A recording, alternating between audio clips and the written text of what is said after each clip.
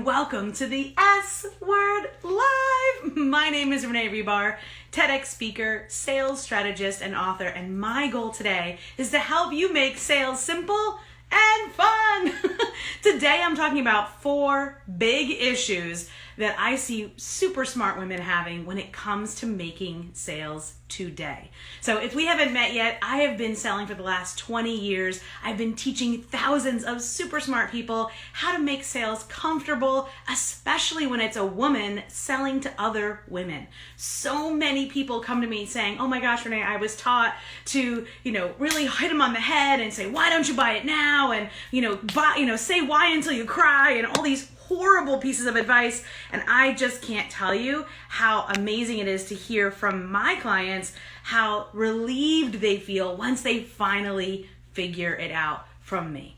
Because it honestly, truly does not have to be hard or scary or pushy. There are so many ways to sell without selling. And I talk about this a lot in my programs. You'll hear my students talking about it as they talk about sales. You'll hear my clients talk about it as they share their business with you. That it truly is about selling without selling. And it just warms my heart to hear so many people that I've touched their lives and helped them. So say hello as you join. Hello, Pamela. Hello, Yael. Hello, Lori. I am so excited to see you here today. And I am going to talk about these 4 big things. But before I do, I want to share this story with you. There was a super smart woman. She had been an educator. So she had been a professor at a university, and not a full-time professor, but that was one of her roles. She was paid as a professional writer, and she also had run lots and lots of workshops. She had done lots of work, done so well. But she had never been responsible for the selling side of her business. Have you guys relate to that, where you spent years, decades maybe even, working in your profession, spending time mastering your skills for someone else? So they hired you because of your expertise. You worked on your professional development. Is that true for you? Hey, Mon, how are you? Say hello as you join. Where you spent years developing your professional skills, but you weren't necessarily the one to be in charge of the selling. And then that day came and something happened. Maybe you just wanted to have more freedom. Maybe it was you had your 4th kid. Maybe you got married and had your first. Or maybe you just decided you wanted to travel the world and live the laptop lifestyle. So whatever that might be, in this particular case, she just had that kind of Plato Aplomo moment, like, okay, that's it, I'm done. I'm hanging up my own shingle, I'm going to consult. I'm going to teach other people to do what I have learned to do. So she comes to the internet space, creates her business, and she's putting out offers, but nobody's buying. And then I meet her. And here are 4 of the main things that we discussed. Now, I want to say that the 4 things I'm about to share with you aren't only happening in the past, but they're happening constantly. I have an amazing group of women that I constantly work with, students in my programs and services, women in my mastermind, women that I work with one-on-one, big corporations and local seed-based companies. The goal here is that you take this information and you go, I get it. Okay. So first one, let me know first of all, if you have professional experience and now you're hanging up your own shingle and now is your time. So as you tell me that, I'm going to go into the first one. The first thing is this: most people suck, let's say, at asking questions. Think about it. Not only us, but our clients or our prospective clients. So because number 1, people suck at asking questions, they don't know how to ask what they actually need to know. So they might come at us asking, well, what about this? And it feels like, well, that's a dumb question. Why would they ask me that? It's because they're not good at asking questions. And ultimately, many of the women that I begin to work with aren't good at it either. But they've had inquiries. They've had, in essence, I hate the word, but like leads come in. Because when you say someone is a lead, you all of a sudden kind of depersonalize it. And selling is very personal, especially when you're a woman selling to other women. It's very personal. It's not transaction, unless you're totally at arm's length and it's all digital. But most of the women I work with are working for one-on-one with women, or they're doing done-for-you services. So that being said, the number 1 thing is people suck at asking questions. So when they get a question and it seems off color, off base, they're like, well, why are they asking me that? And then they blow them off. Allow them the space, help them ask the questions, shepherd them through the question asking process. So if you've ever experienced that where someone came at you and asked a crazy off the wall question, you're like, where'd that question come from? And then you almost felt like, oh geez, I don't want to talk to that person. They're asking crazy questions. Know this. They probably just suck at asking questions. And so how do you combat that? Well, that's something that obviously I deal with in my with all my client work. But the true answer is to, the overarching answer is to think about it. Think about what is the best way that I can possibly guide this person? What are the questions I need to ask them to pull out the actual questions that they need to ask me so that we can decide together if working together in some capacity is the next best step. So let me know. Number one, have you ever had anybody ask you a question that you were like, what? And you couldn't figure out why they were asking you such a crazy question?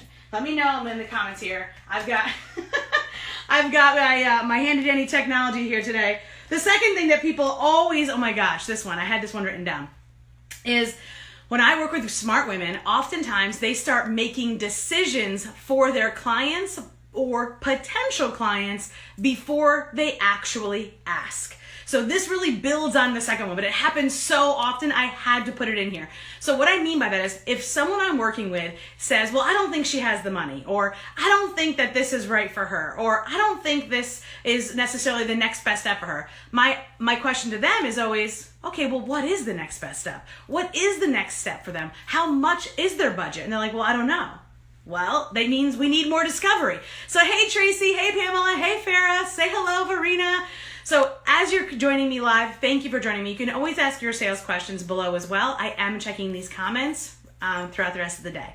So that being said, when someone comes to you and they are getting a preconceived notion from you, that's not fair to them. So oftentimes as women who are selling to other women, our professional services, whether it be copywriting services, social media management services, writing services, agency services, Facebook ad services, marketing services, all the different women that I work with in the different industries that I have, they oftentimes project what they believe is happening onto the person before they've actually asked them. So what I always say is if someone is asking you for a proposal, but you're struggling to answer what the proposal would be, it's because we haven't asked the right questions. We haven't done enough discovery yet.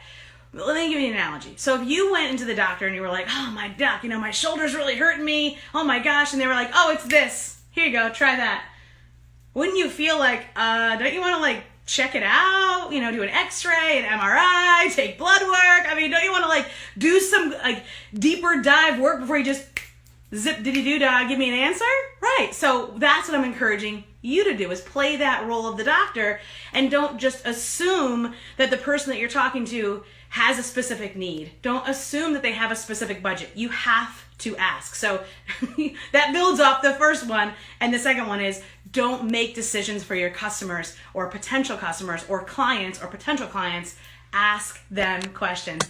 Hello, Farrah says, oh my gosh, making decisions for people without asking. Yes, exactly. Tracy says, wow, never thought about it like that. Thank you. Yes, Tracy, it happens to the smartest people. Okay, here's number 3. Oh, and this one comes up all the time. Too fast, too soon. So when I start to work with a woman, usually she's super excited. She wants to get good at sales. She's ready. And so I teach her the basics or she takes one of my courses or programs and she's like, all right, yeah. And then she goes out there, but she goes too fast, too soon. So she skips all the pieces of the puzzle that were there in the first place. What makes women so great at sales? Because this is right. When I ran sales teams, when I had my own sales agency, the best salespeople that I've ever worked with were introverted women. Because once they learn the skills and strategies, wow, they are so good at tuning in and asking questions, at connecting one-on-one. It's a very personal process selling. So those people were so good at that. So, and not that I want to put anybody in a bucket, but truly the best. So they don't go too fast too soon. So what I mean by that? Going too fast too soon, being like, hi, how are you? Here you go. No. So once they learn the strategies and techniques and the sales scripts, they just want to blast it out to everyone. The bottom line is this: selling is a process. No one will care what you have, even if it's the best, juiciest, exciting bricks of gold, literally. And if they don't know who you are or believe in who you are or believe that you have the actual authority to give them this answer. So on the internet, we talk about know, like, and trust, right? So there was an example that my sales manager gave us back in the day. My goodness, back in the mid-90s, we were working in Midtown Manhattan. That was where the office was, 39th Street between 5th and 6th. And he was like, it doesn't matter what territory you're in. It doesn't matter what campaign you're on. He's like, you just need to go out there and build a relationship with people, and then you can make them offers. And we were all like, no, just give us the best territory. Just give us the best territory. He's like, all right, what's the best territory? We're all like, Times Square, that's the busiest place, has the most offices. Those are the businesses we want to connect with. They're the busiest, they're the fastest moving, they're going to have the money, they're going to have the employees that we need to sell the products and services that we were out there selling for in the telecom industry at the time. He's like, all right, fine. He's like, I'll one-up you. I'll give you dollar bills, $20 bills. Here you go, give them out. See if you can give them out to people. If you can give them all out and be honest, I will give you $100. And I've told this story before. Some of you might have remembered it. Not one of us did it. Not one of us could do it. Because even if we're handing out literally free money, here you go. We couldn't say anything. That was the difference. We couldn't build a rapport. We couldn't tell them why. We couldn't tell the story. We couldn't share anything. And that's part of selling without selling, is telling stories, sharing your story, sharing your why. We are so good at that when we allow ourselves to do it. So, that being said, it doesn't matter. Even if you're literally giving out free money, people will still be like, no. Even if they need the money, they're like, no. Truly, relationship building is key. So too fast, too soon, avoid that. That's one of the biggest problems. And then, oh my goodness, this one. Okay, this is the fourth one. It's the quick win problem. I have so many clients who have come to me who have said, I just want to give them a quick win. Okay, well, first of all, true transformation takes time. And unless you're in a transaction business, it's not really the goal. But what I've come to realize, and this is something that I think a lot of women discount, is that a quick win can come in a way that most people don't realize. So let me ask this question. Do you have a family, I'm sure you do, or friends that are close to you that no matter what you say, you're like, you never listen to me. Right? You're like, please listen to me. And you don't feel listened to, at least all the time, right? So if that's the case, truly you're one of many. You're in the club, because most people go through life, our day in and day out, people just aren't listening to us. So when I get on the phone with someone, or when I'm teaching someone to talk to a potential client, the quick win, that big hurdle, can be overcome by truly listening. Right? So the quick win can be done by asking the right questions, by truly connecting with them, by building the relationship, by avoiding these big block issues that I've just broken down for you, so that we can truly connect. So it's not about that hardcore sales, I'm going to force you into something, you're going to get it because I made it so enticing. Instead, it's a two-way street. And this allows us to have that quick win where it's truly just us reflecting back to them. Most of the time on the initial sales call, and again, I'm not always a one quick call kind of girl. I like to develop a relationship. I like to talk to people long term, because even if we don't end up working together initially, everybody we get on the phone with is always a connector, a collaborator, or a client, and oftentimes one becomes all three over time. So that quick win is that reflection, that here's what I heard you say. You said this, you said that, you said this is your budget, this is your timeline, this is what you're trying to accomplish, this is what you've tried, this is what hasn't worked, this is what has. Is that what I'm hearing you say? That, my friends, is gold. These are the big block issues that so many women come up against. If you have heard this today and you have identified that these are issues that you're also experiencing, click the link and let's continue the conversation. Have a great day. Thank you for coming to the S Red Live show today. I'll see you guys next week.